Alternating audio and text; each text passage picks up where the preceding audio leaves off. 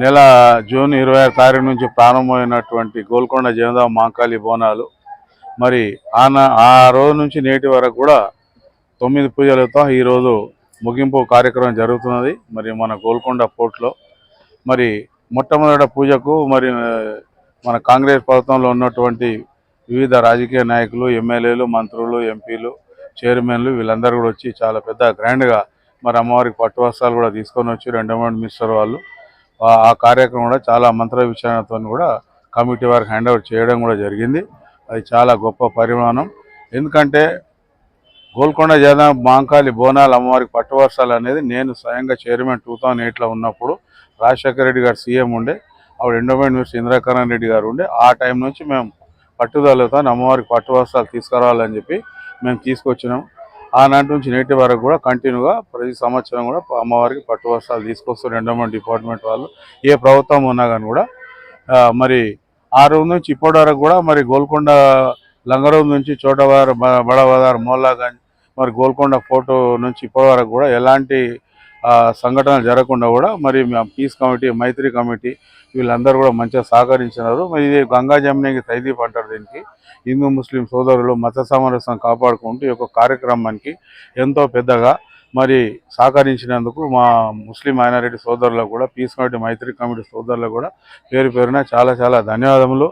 మరి ఇంకోటి ఏంటంటే మరి ముఖ్యంగా మా చెంటిబాబు చైర్మన్, మరి ట్రస్ట్ బోర్డు మెంబర్స్ కూడా వాళ్ళు కూడా తమ పనులు పక్కన పెట్టి, వాళ్ళు కొల్లులు అవన్నీ పక్కన పెట్టి కూడా ఈ యొక్క అమ్మవారి గురించి ఈ నెల రోజులు మంచి దిగ్విజయంగా విజయవంతంగా చేసుకున్నందుకు వాళ్ళకు కూడా చాలా చాలా ధన్యవాదాలు తెలుపుతున్నాను. మరి ఈ యొక్క ఫెస్టివల్కు మరి ముఖ్యంగా హైదరాబాద్, సింగరేణి జంట నగరాలే కాకుండా మరి ముఖ్యంగా యావత్ తెలంగాణ ప్రాంతాన్ని ఉంది, యావత్ భారతదేశం ఉంది, వివిధ దేశాల నుంచి కూడా ఈ యొక్క బోనాల పండుగను ప్రత్యేకించి తిలకించడానికి మరి ఎంతోమంది కూడా ఇక్కడ వచ్చినారు. ఎందుకంటే ఈ యొక్క బోనాల పండుగ అంటే మీకు ప్రత్యేకంగా తెలిసింది ఏంటంటే మరి ఆషాఢ మాసంలోనే మొట్టమొదటి పూజ ప్రారంభమవుతుంది కనుక ఆ పాతకాలం పురాణ చరిత్ర కాలంలో వర్షాలు పడక, పంటలు పండక అందరూ ఆర్థికంగా బలహీనంగా అయిపోయి ఆస్తి నష్టం, జన నష్టం కూడా సంభవించేది.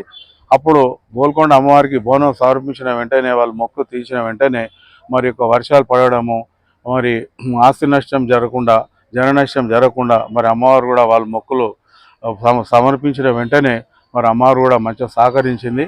అప్పటి నుంచి అదే సెంటిమెంట్తో ఆనాటి నుంచి నేటి వరకు కూడా అదే సెంటిమెంట్తో ఈ యొక్క అమ్మవారికి బోనం సమర్పిస్తూ వస్తున్నారు, వాళ్ళ మొక్కులు తీర్చుకుంటూ వస్తున్నారు. ఈ యొక్క బోనం అంటే మరి పోతురాజు పోతన్న వేషము, బ్యాండ్ మేళాలు, డప్పులు, వాయిద్యాలు మరి ఇవన్నిటితో కూడుకున్నటువంటి ఫెస్టివల్ పండుగ.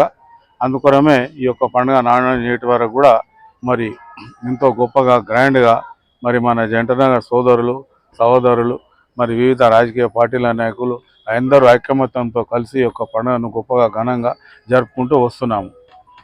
నవా పూజ 9 ఇది లాస్ట్. ఇది జనవరి 27 తారీఖు అని చెప్పినాక జూన్ 26 నుంచి ప్రారంభమై ఈరోజు కంక్లూడింగ్ పూజ, 9వ పూజ కంక్లూడింగ్ పూజ ఇవ్వాలి. 9వ పూజ లాగిరి పూజ, లాస్ట్ పూజ ఇవ్వాలి.